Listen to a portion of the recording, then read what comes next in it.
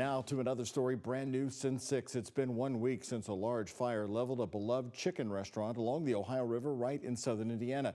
Tonight, the owner of Cluckers in Jeffersonville tells us he is going to rebuild. WHS 1119's Jose Alonso sat down with him. He says he was moved by the community's love for the neighborhood mainstay.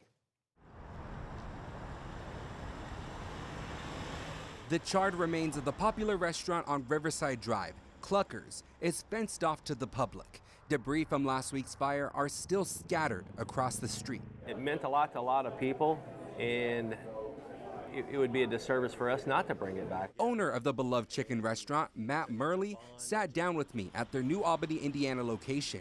He says this catastrophic fire leaves him with one question. The only unanswered one I'd have is why.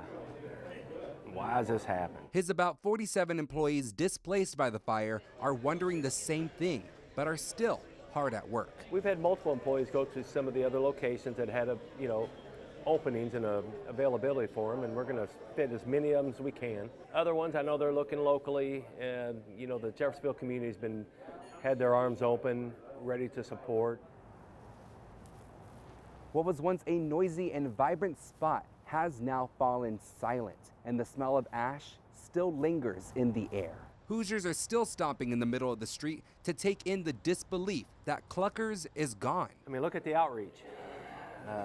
See the posts online, how much we meant to people, how much those people meant to us. Murley is in constant communication with his insurance company and the fire officials who are investigating. At this moment, the cost and reason still aren't clear, but he's optimistic about the future. Will Cluckers be back?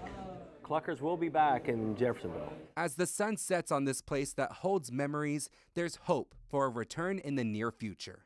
In southern Indiana, Jose Alonso, WHS 11 Night Team on your side.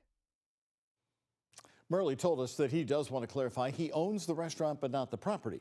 But he's working with the owners to make that comeback. As to when that will happen, he says it's still really too early yet to make that decision.